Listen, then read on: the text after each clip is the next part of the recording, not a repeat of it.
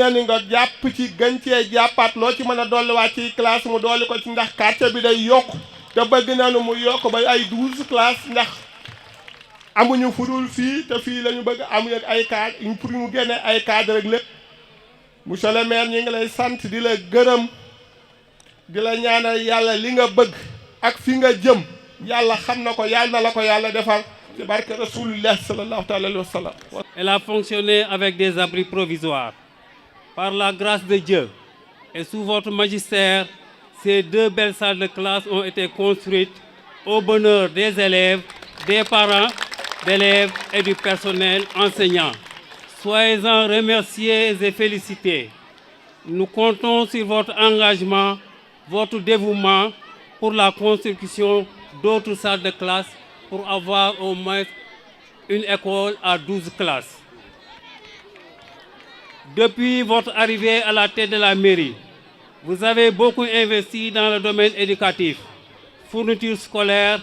construction de salles de classe, matériel de bureau et j'en passe. Il faut être un grand homme pour faire ça. Nous avons encore besoin de vous parce que la ville sainte de El Hadji Malick Sy a d'autres défis à relever et vous êtes prêts à le faire. Monsieur le maire, par ma voix, l'équipe pédagogique, les parents d'élèves et toute la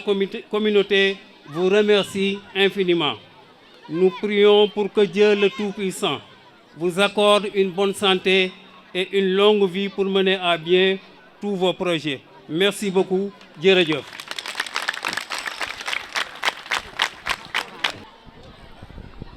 Kàddu yi dama koy yëkkati ci turu monsieur l'inspecteur de l'éducation et de la formation de Tivaouane monsieur Issa Dior nga xam ni dafa sawar lool bépp occasion boo xam ni monsieur le maire Diop Sy def ko ci invité pour mu teew ànd ak moom ci loolu dama yëkkati kàddu gu njëkk di souhaiter la bienvenue à monsieur le maire parce que l'école est notre espace naturel en tant qu'inspecteur, en tant que directeur, en tant qu'enseignant tout court. Li ci des ce sont des mots de remerciement à l'endroit de monsieur le maire. Lu tax parce que il a fait la bonne lecture. La bonne lecture mooy lan fi mu def ces salles de classe yu ñu war a inaugurer tout à l'heure. Je dis que c'est le bon choix parce que le quartier ou bien le village Bitiou Seye ou le quartier Bouleyda,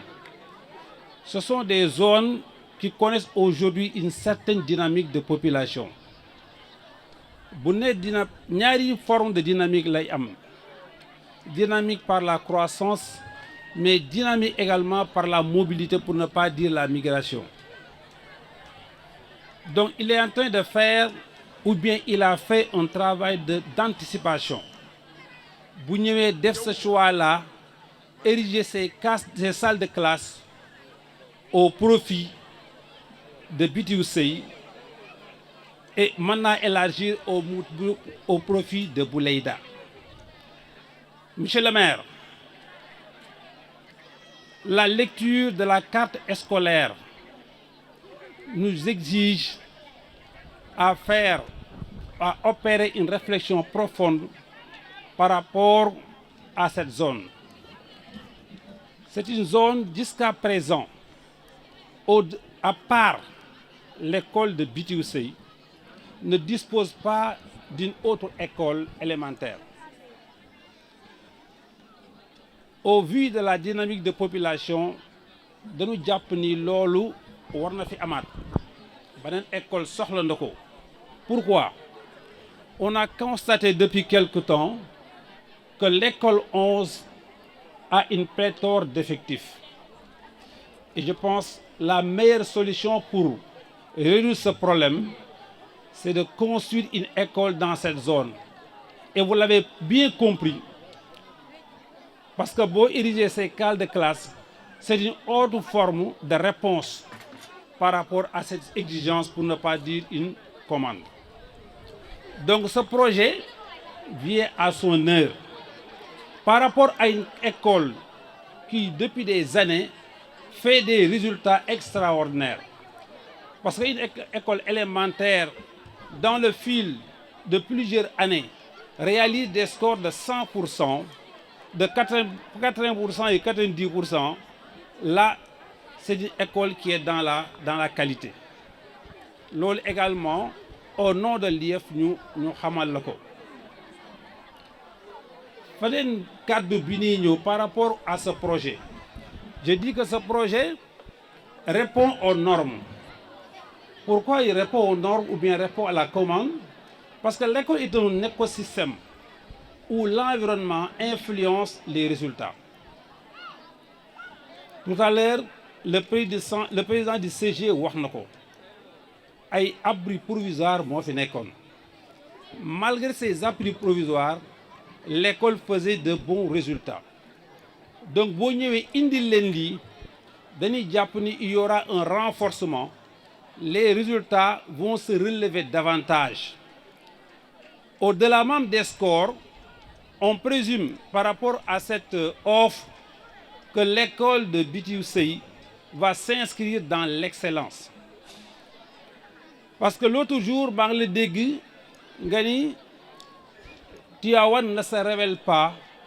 dans les concours d'excellence comme le concours général.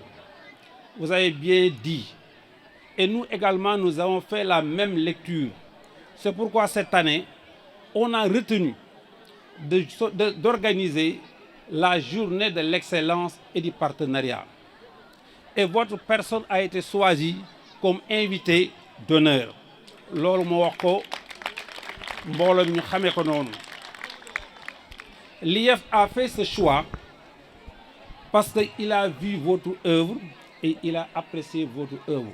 Donc il ne l'a pas fait à partir de rien. Beneen ci projet bi nag dama naan vous avez apporté ce qu'on appelle la modernité. Parce que des infrastructures modernes répondent à des critères.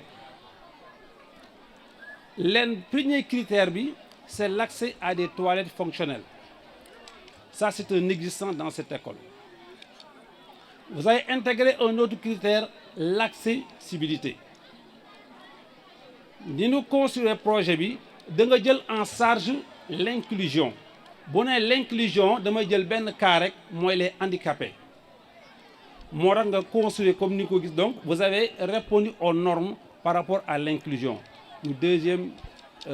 élément bi. Mais également, tout à l'heure, les populations l'ont dit, dans l'environnement, vous avez apporté un plus. Le plus, moi, sous peu, l'école est en mesure d'accéder à l'électricité parce que vous avez apporté le dispositif. Voilà les quelques points sur lesquels je voulais revenir au nom de l'IEF de Tivaouane à l'occasion de cette cérémonie d'inauguration. Mes derniers mots, ce sont des mots d'encouragement, monsieur le maire. Nous sommes dans votre sillage. En tant que bras technique, nous vous accompagnons. Et nous sommes tout à fait disponibles, tout à fait engagés pour répondre à tous vos appels par rapport aux activités relatives au système éducatif sénégalais. Je vous remercie. Aleykum wa rahmatullah taala wa barakatuh.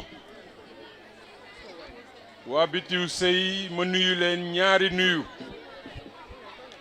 Damay nuyoo bu njëkk bi jox ko population Bitiou Seye ndax fii ci Bitiou Seye la sama ay maam soqi ko. Nuyuwaat beneen nuyu ko directeur école bi ñu fekk ci fii tey jii. Di nuyu IEF di suñu mbokk di suñu xarit di doomu Tivaouane. Ñuy nuyu aussi imam bi fi joxe ñaan léegi. Nuyu président CGE bu école bi. Nuyu conseillers municipaux yi ànd ak maire accompagner ko yépp ak militants yi wax bu gàtt rek directeur semaine bi dañu wax ma ni ko directeur xaw ma ndax yaa ngi suivre mais école yi ñu jot a jaar animation bi jaar na yoon mu ni ma maa leen di dàqale mais monsieur le directeur ñu ngi lay féliciter ci xale yi ci chorégraphie bi rafet na macha allah kenn gañewu la bu loolu weesoo nag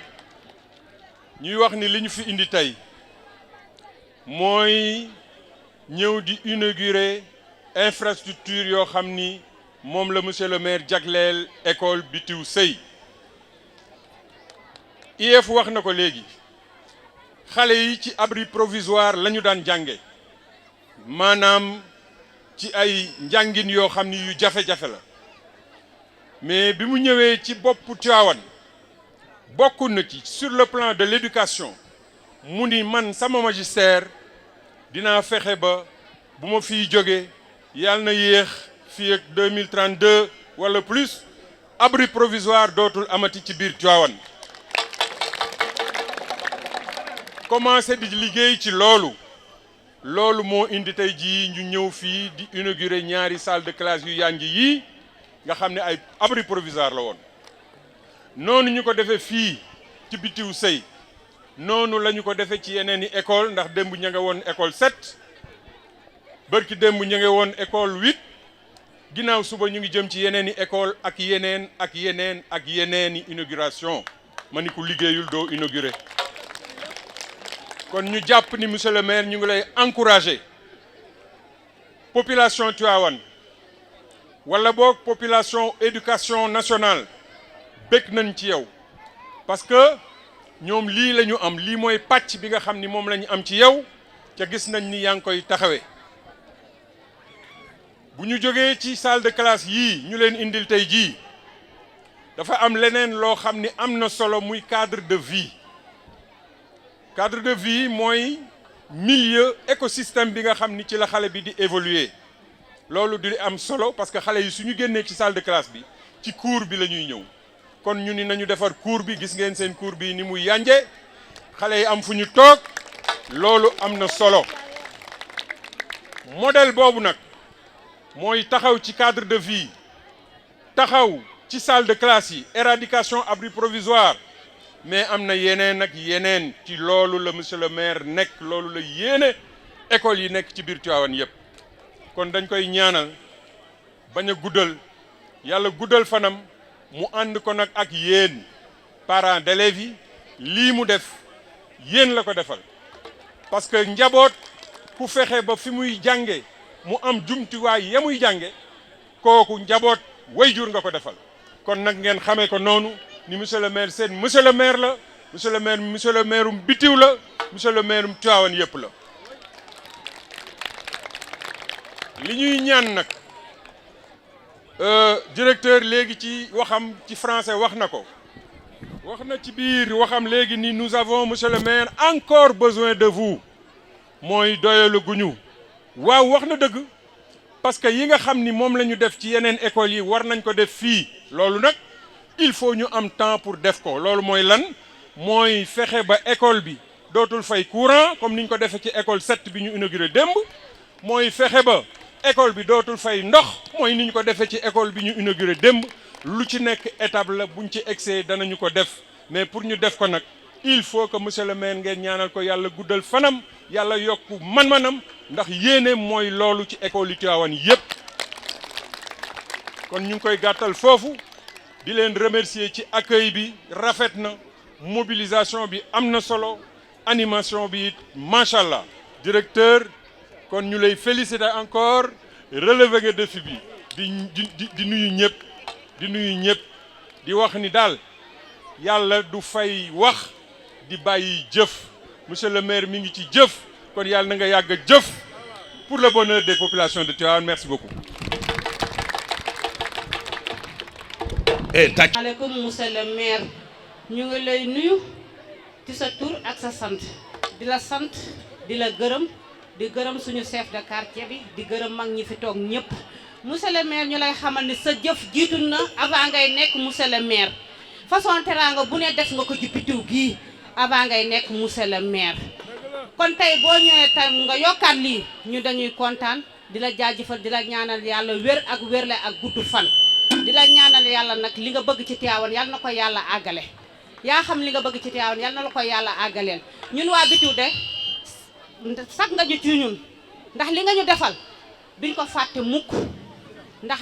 lu ne def nga ko fii ci Bitiw gii lu ne joxe teraanga bu ne dugal nga ko ci biir Bitiw gii tey boo ñëwee nga dolliwaat teraanga bi dañuy sant di la gërëm surtout ñun yaayi élèves yi di parents d'élèves yi ñu ngi lay sant di la gërëm ndax suñu doom yi dañ doon buuxante ci classe yi kon tey bu ñu toogee tey ji ba nga yokkalaat ñu ay classe dañ lay sant di la gërëm ndax man sama doom fii la jànge ba génn ci école Bitiw bii kon dama lay sant di la gërëm ndax man Bitiw laa am Bitiw laa bëgg tey Bitiw laa bëgg suba Bitiw laa bëgg ginnaaw suba ku ma defaral Bitiw nag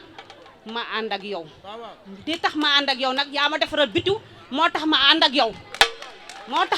yow nag tey ba suba ba ginnaaw suba foo ma woon nag ma wuyu la fa ndax yaa ma defaral Bitiw ndax mooy sama sak fii mooy sama sak bu ma neexoon ma ni Pire laa dëkk ma dem sagoo ji Pire waaye dëkkatuma Pire fii laa dëkk fii mooy sama sak fii mooy sama sak leneen nag mooy li ma ciy yokk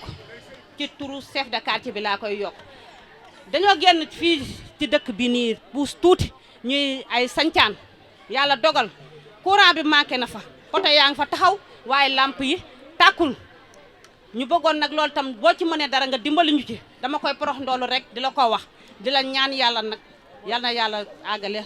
sa bëgg-bëgg ci Tivaouane ak li nga bëgg yaa ko xam yal na la ko yàlla defal loolu daal moom maa ngi la koy ñaanal nga defal ñu ko ndax bu guddee bu timis xasee ba jot ñun dootuñu génnati suñu quartier fee ñu nekk ne dootuñu fa génnati ndax ay jaana nga fa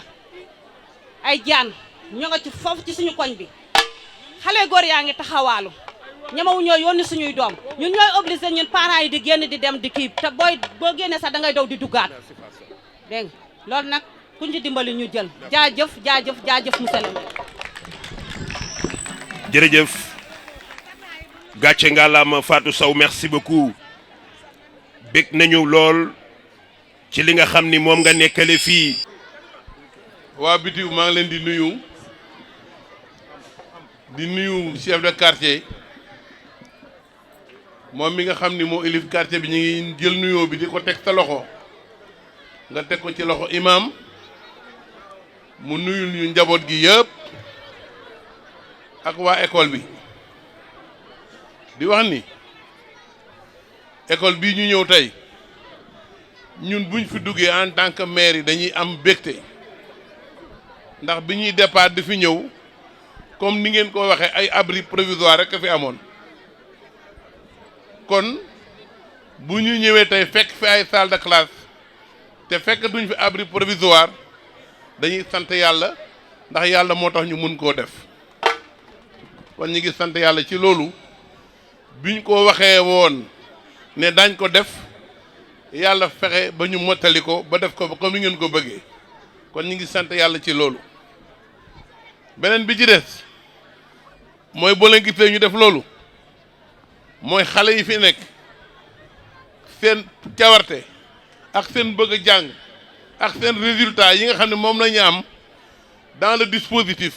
de l'éducation day encourager nit xam nga nekk abri provisoire di am ay 60 wala 70% de réussite dafa rare tey bu xale yi demee ba 80% wala 90% dañuy sant yàlla ça veut dire que affaire bi yokkuwaat na parce que ci situation ba ñu nekkoon di jàng bi situation bi changé njàng-njàng bi gën naa yokk donc loolu dañ ciy sant yàlla bu baax a baax di remercier nag le corps enseignant tamit parce que tamit loolu pour ñu mun ko mën day fekk ñi fi nekk aussi bokk ak ñoom même xalaat même bëgg-bëgg am même ambition pour réussir pour école yi nga xam ne moom la fi xale nekk kon corps enseignant bi ñu ngi leen di remercier ci seen taxawaay ak seen dispositif bi ñu jël pour que xale yi mun a réussir carrément loolu vraiment ñu ngi leen ci sant bu baax di yóbbante inspecteur ne ko boo demee ci EF nga ne ko ñu ngi sant waa école bi directeur ak l'ensemble du corps bi nga xam ne ñoo fi nekk di jàngal xale ñu ngi leen di sant bu baax di remercier aussi parents d'élèves yi parce que tamit xale yi pour ñu am benn comportement ne fekk parents d'élèves yi dugal ci seen loxo ndax ñaar la éducation école bi ak éducation kër gi kon ñoom it ci kër gi ñu ngi jàpp kon ñu ngi leen di sant bu baax bu ñu génnee ci loolu li may wax mooy li nga xam ne mooy bëgg-bëgg yi ngeen fi wax benn bi dégg naa léegi-léegi ñu ne amul làmp dinaa fexe comme ni nga ko waxee léegi da ngaa bëgg ay làmp balaa tabaski dinaa la defal làmp yi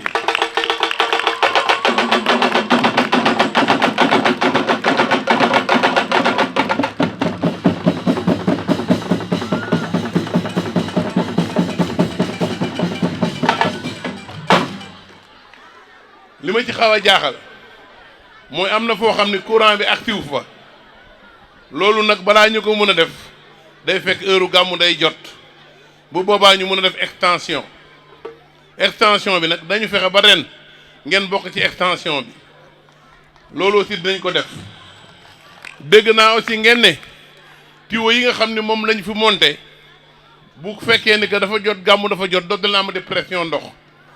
parce que pression bi dafa ndaw daañu demander la Sen'Eau avant gàmmu di jot ñu changer ñu tuyau yi comme niñ ko defee ci yeneen quartiers yi nga xam ne ñoo wër daañ ci boole bitiw comme ça bu ndox bi ñëwee ngeen am ndox normalement comme ñëpp beneen bi ci des mooy li may wax toujours rek am ngeen chance am tali te ñeneen ñi amuñu chance am tali am ngeen chance am ay solaire ñeneen ñi amuñu chance am ay solaire mais loolu yëpp